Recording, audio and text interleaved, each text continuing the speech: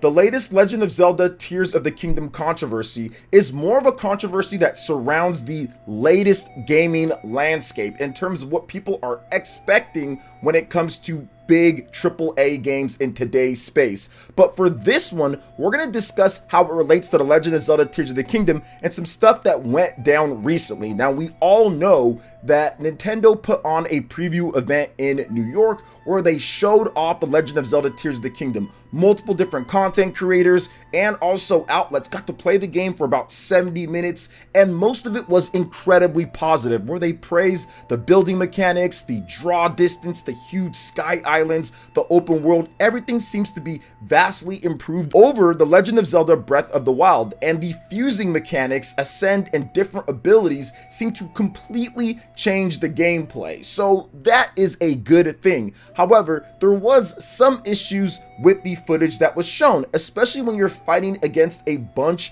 of enemies. There seems to be a few frame rate drops here and there, on top of the game being 30 frames per second and not 60 frames per second. Now, we already know that the game was going to be 30 frames per second. The Nintendo Switch is pretty old at this point. I think it's more of a miracle that they're able to get Tears of the Kingdom as huge as it is and as large as it is, even going and looking that good, especially when you compare it to the efforts of many other developers on the Switch. But that's neither here or there. This is now a $70 game, so expectations for many people do jump up when you put it that way. Now, a good friend of the channel, Dreamcast Guy, put out some tweets that actually brought about some good discussion amongst the gaming community and everything that's happening, and I wanted to talk about that here because it's kind of like a little bit of a mini controversy. Many people agreed, many people disagreed, but there was a lot of likes on this post. So let's go ahead and get into what he had to say. Then, of course, I'll talk about it as well. So on Twitter, he says, a lot of gamers hating on games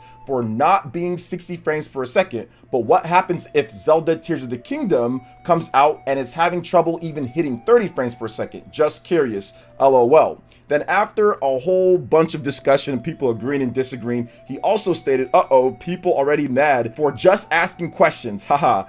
I just think all $70 games should hit 60 frames per second. So this is a very interesting thing here, and many people, thousands of people, did agree with that statement. So I actually chimed in a little bit when he talked about the game, because he felt you're gonna be spending 70, it should be 60 frames per second, and he felt that it's a little bit rough in terms of around the edges. People are paying 70, they should absolutely get better when it comes down to that. And you know what? I agree to an extent. I do feel that, yes, if it's a $70 product, you want it to be in tip-top shape. And it doesn't excuse any type of frame rate issues or problems a game might have. Whether you're paying for a $60 product, a $70 product, a $30 product, or $40 product, it doesn't really matter. At the end of the day, it should be the best frame rate that it can be. It should be as good as it can be. So I 100% agree there. However, where I somewhat disagree is kind of putting a correlation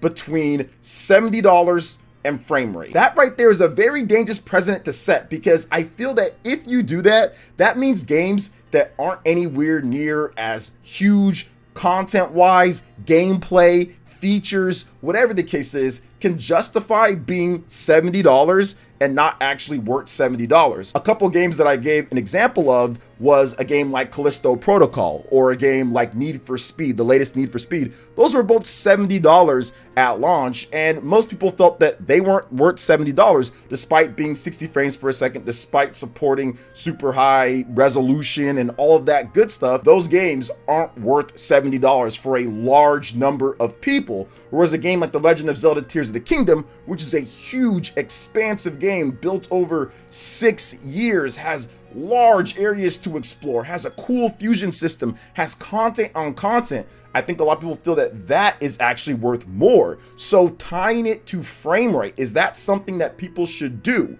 Should you say, well, if you're paying 70, therefore it needs to have 60 frames per second? And like I said, it kind of sets a dangerous precedent there, because games, once again, can be bad and be 60 frames per second, or be 4K, or whatever the case is, and all of a sudden, is that worth $70?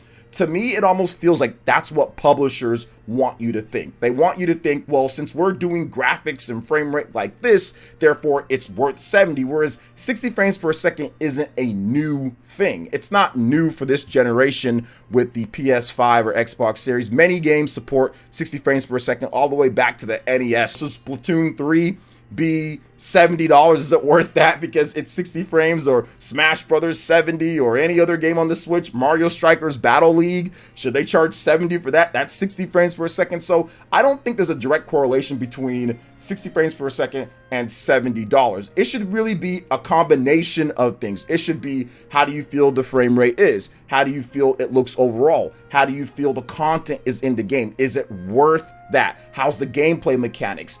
Everything should comprise to you. It's subjective. Now, some people might have that opinion to where it's like, okay, yes, I need 60 frames per second. If I'm going to pay $70, I need that. And that's completely fine. You can have that. I just feel that there are more than enough examples to not directly tie just frame rate to a $70 price tag, especially when you're talking about overall quality of a game. There are many games that are 30 frames per second and worth more and better than games that are 60 frames per second. I mean, heck, we talked about a few right there. Mario Strikers Battle League. I don't think anybody actually thinks that Mario Strikers Battle League is worth more than The Legend of Zelda Tears of the Kingdom, or even The Legend of Zelda Breath of the Wild, be it that. And once again, you have 60 versus 30. So I do feel that going forward, it'll be interesting to see how many people feel that type of way with Nintendo's next system or what they're doing. Another important thing is that I feel that people have certain expectations based on whatever you're playing on. So if you're playing on an Xbox Series S, for example, you're not expecting the same performance and graphics as an Xbox Series X or a high-end PC. So the Nintendo Switch at this point is pretty old, and it doesn't excuse it, right? You still want the best performance that you can get, but it's pretty old at this point. So I think many people are going into it thinking, well, we're playing on a hybrid platform from 2015 technology with the Tegra X1 released in early 2017. So they're not expecting a huge, massive game like The Legend of Zelda Tears of the Kingdom to be a 60 frames per second game, especially with how large that world is and the draw distance and everything that they're doing with the gameplay. I don't think anybody's actually expecting that. Now, I still feel that Tears of the Kingdom, it would have been great if it was $60, just based on the fact that all the Nintendo Switch games to this point have been 60, and it seems kind of weird to charge 60 at the beginning. That was the pre-order price. It was officially set for that, and then stopped, and all of a sudden, oh, we're going to charge $10 more. And yeah, I wish they didn't do that, but at the same time, I think many people feel that it is worth that. I paid $200 plus for Breath of the Wild, the Black Box Edition. When that came out back in 2017, I paid for that, and I paid $130 for The Legend of Zelda Tears of the Kingdom, the Collector's Edition. So $70 to me was always something that I was going to pay more than no matter what, because I'm a huge Zelda fan, and I feel that it's worth it when it comes to the Collector's Edition or anything else that you do get. But it is an interesting argument to bring up. Do you guys feel that 60 frames per second needs to be a standard if you're charging $70? Now, here's another reason why I think that this is going to be something to where pretty much everybody would make exceptions in some cases. So for me, for example, if, let's just say, Sega said, we are going to make a large scale remake of Skies of Arcadia that's like Breath of the Wild, or that's like Tears of the Kingdom, that level of scope and scale where you have huge sky areas and you have the ships and you can do all sorts of stuff, and it's going to be $70 and it's going to be 30 frames per second, but we're going to remake Skies of Arcadia with the scope and scale of Tears of the Kingdom. Bro, I'm not just going to pay $70 for that. I'm going to pay $700 for that, or I pay $170 for that, man. I would pay a lot of money for that. So I do feel that this is really going to be based on what is actually coming out, where, when, how, why, and how it relates to what you want, which ultimately what goes back to, which I've been saying from the beginning, is that it's subjective. It's really subjective in terms of what people will pay for. When it's something that they're not as hyped about or interested in, it's going to be like, oh, well, you know, there's a problem. But if it was something that they were excited or hyped about, they would absolutely make concessions and pay for that or do whatever. Heck, if there was a Xenogears remake with the scope and scale of Tears of the Kingdom, I would absolutely pay $70 for that. I don't care if it's 30 frames per second with some dips here and there. I'm paying 70 plus for that. Let's just say Xenosaga, right? If they gave me Xenosaga 1 remade in the scope and scale of Tears of the Kingdom, I'm paying $70 plus for that. If they gave me Xenosaga 1, 2, and 3, not even remade, but remastered,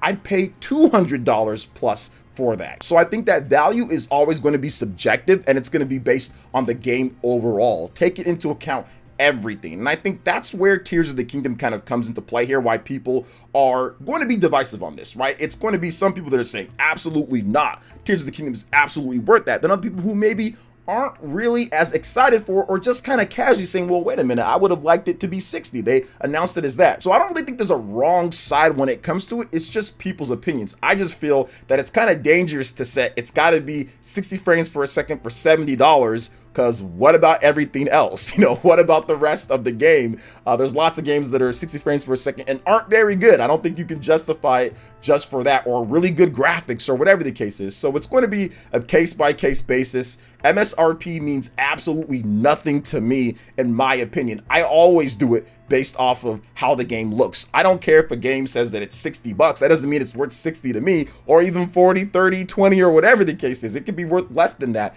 It's always going to be subjective based on what I think about it, which that's why Dreamcast guy's opinion isn't necessarily wrong here, if that's how he's going to base it. I just felt that this controversy was interesting because there was thousands of people commenting and talking about it and hitting like and disagreeing. So I thought that it'd be a good discussion to have overall. And let me get your thoughts on this, guys. Do you feel that there needs to be a 60 frames per second if it's $70, or do you feel that it's based off the full game? How do you guys look at it? How do you guys think? And shout out to Dreamcast guy, he's the homie on the channel. Make sure you guys go follow him on Twitter and of course his YouTube channel. But check out some of my other Legend of Zelda Tears of the Kingdom content. We've got a bunch of stuff that went up recently, and we'll have continued coverage of the Legend of Zelda Tears of the Kingdom content if you're watching this in the future. Like always on the channel, all sorts of cool things. The game's coming out, so it's going to be a lot of fun. So let me know what you guys think. Video links will be right here on screen. Thank you so much for watching. We'll catch you for the next video. Peace.